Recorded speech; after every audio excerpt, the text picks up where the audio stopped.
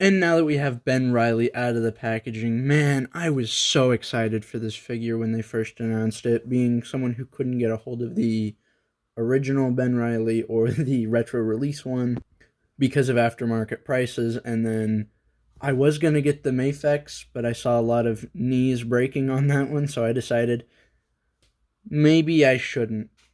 So when Marvel Legends announced that they would be doing one on the Renew Your Vows body, no less, giving him, in my opinion, the perfect Ben Riley look. I think the Mafex was a little too skinny because 90s Spider-Man was, big, bulky, very muscular, and I think this fits the bill a lot better than the Mafex look-wise.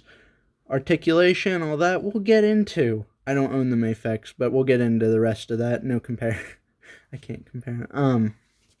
So, just looking at the figure, though, he is very basic. It's a skin-tight bodysuit with a jacket over it and then a belt. Not much more you need to do, you know what I mean? They painted all the spots I think they needed to. But, man, I think if it was a cloth hoodie, I could genuinely consider this the best. That said Mafex, the best Marvel Legends Spider-Man. Honestly, I think I would call it the best Marvel Legends Spider-Man, and I still might. But if you're wondering how he compares to the Across the Spider-Verse, he's kind of the opposite, but I think if they just flipped the jacket around, it would work for a Across the Spider-Verse Ben Riley, then give him the shading and an alternate head. And I did try to pop the head off of this one, and it just didn't want to come off, so I can't show a head swap on that. But once we actually get into the articulation on this guy, he has all the normal Renew Your Vows spots, so I'm not going to cover that too much. But what I do want to focus on is the butterfly joints, because they did make it so it'll come back fairly far here. You can see there the jacket is cut a little deeper in the back, but on the front, so let's just pull his arms like so.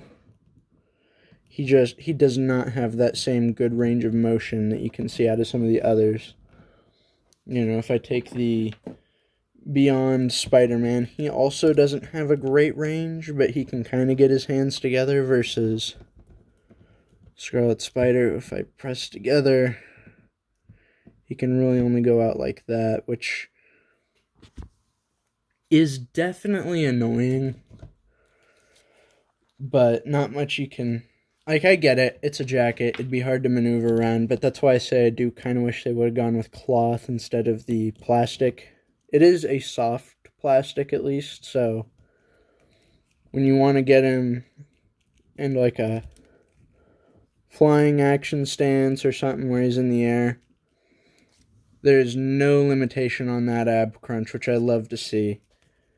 And honestly, the midriff cut hoodie, it's growing on me. I honestly think I like that better than the hoodie going all the way down, because well, back to the Mafex, that is what they did with it, and I like that look. But man, this has grown on me to the point where I kind of like this better. And then his belt is loose, so however you need to move it for articulation, whatever, it'll go. But yeah, you can get him range down like this, and then there's no warping of the plastic on the hoodie, nothing like that, which is very nice. I will say, my camera's working kind of weird on this, so the blue in person is a bit duller than it is on camera, and then the red is actually a lot deeper, brighter, more vibrant red. So it's kind of the opposite of what it looks like on camera. Do be aware of that when you're buying it. My camera is not doing this man any justice for how good he is in person. One of the other things I really looked at when I got this guy were the eyes, because Ben Riley definitely has some iconic eyes. You know what I mean? Like, even the Mafex had, 3 alternate head sculpts just so you could get the different looks he's had over the years. Spider-Verse did their own version on it, which I kind of like this, but I don't love how that shoots up. However, on here, it's much less noticeable, and I like it a lot better. Why is my camera not focusing? I would love to know that. So, yeah, I'm loving it. I think this kind of strikes almost a perfect mix between all of them. Really, the only thing I would maybe take away is the little spot on his nose. Like those two right there. Focus? Okay. And then maybe we would have just made those more straight. Like, just carry this down. Yeah, so it'd look more like that. I can see why they wouldn't. But really, that's the only real complaint I have with the mask. Articulation, I already told you what my problem with it is. I just would like it to go a little further in on here, but it's hard for me to criticize this figure because I love it so much. Not to mention the accessories it comes with. Really, the only thing I think this guy is missing from being the perfect Spider-Man action figure is web accessories, like actual web lines that you can put onto his thwipping hands. So, speaking of which, let's show off the alternate hands. So he does come with a pair of thwipping hands, which, again, I would love to see them do actual web lines, not what we've gotten in the past, which I do have one sitting over here. These things, like, no, these suck. Hasbro, never use these again. They're trash.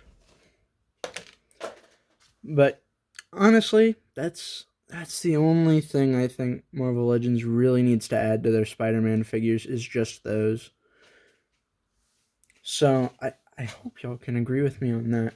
But he also comes with a set of wall crawling hands, and as you can see, you can get him into a nice little crawling position if you want.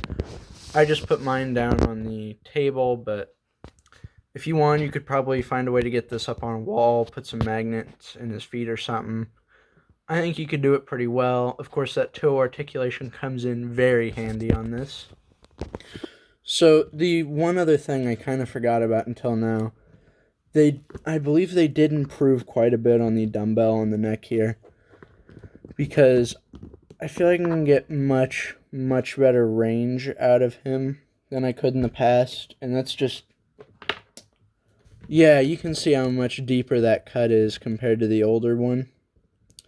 Same buck and everything. This one just has a much deeper cut and can look up much, much further because of it. There we go.